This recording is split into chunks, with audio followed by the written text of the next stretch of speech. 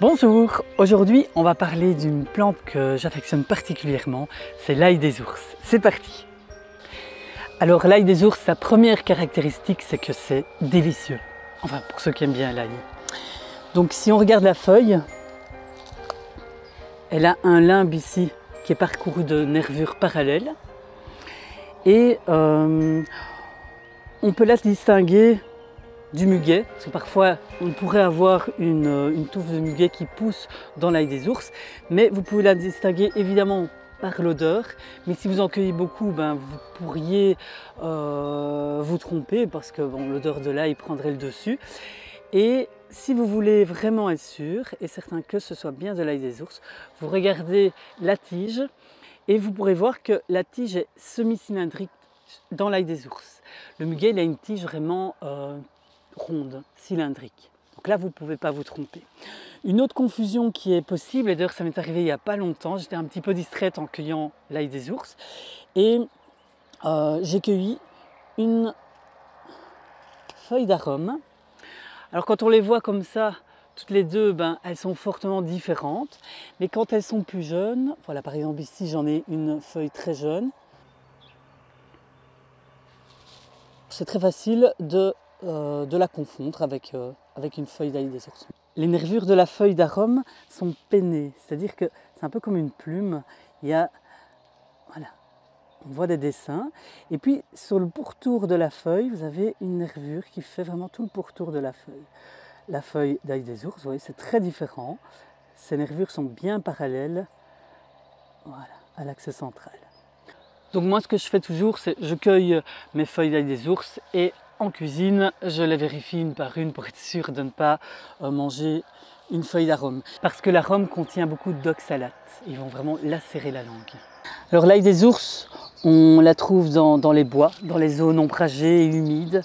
Elle forme de vastes colonies, on voit qu'il y en a un petit peu partout. C'est une vivace, donc elle revient chaque année, ça c'est pour mon plus grand bonheur. Et j'ai lu quelque part que les ours feraient une purge d'ail des ours à la sortie de l'hiver, d'où le nom. Mais bon, je l'ai lu quelque part. Elle a les mêmes propriétés que l'ail.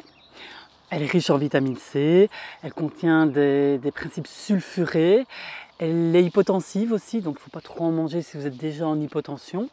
Et elle va avoir une action bénéfique sur la flore intestinale. Donc elle va réguler les bactéries pathogènes. Donc quand vous avez des bactéries qui prolifèrent dans vos intestins, vous pouvez avoir des sensations comme ça de gonflement, vous allez avoir des flatulences. C'est issu du métabolisme de ces bactéries. Quand vous travaillez, vous respirez, vous allez rejeter des métabolites acides.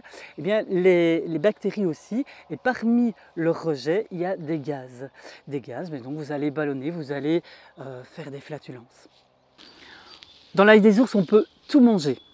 Donc les feuilles, évidemment, vous pouvez les utiliser cuites comme des épinards, en gratin. Vous pouvez les manger évidemment crues dans les salades.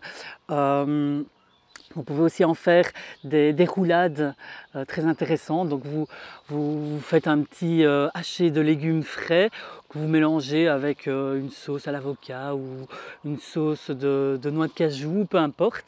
Et vous enroulez le tout dans la feuille d'ail des ours et c'est absolument excellent. Les tiges, moi je les utilise comme la ciboulette. Alors c'est extra parce que ça a un goût un peu sucré et en même temps il y a ce goût d'ail, c'est vraiment très particulier mais c'est vraiment excellent. On en fait aussi évidemment un magnifique pesto.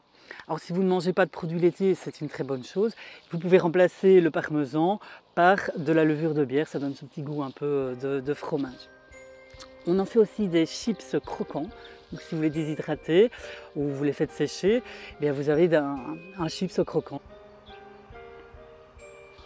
En Bulgarie, on utilise aussi l'ail séché qu'on réduit en poudre et on appelle ça la samardala. On l'utilise comme condiment sur les plats ou dans les salades. Alors on peut manger aussi les hampes florales.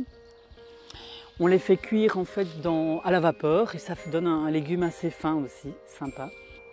On peut faire revenir les boutons floraux à la poêle, dans un peu d'huile, sympa aussi. Avec les fleurs, On peut décorer les salades, elles sont comestibles.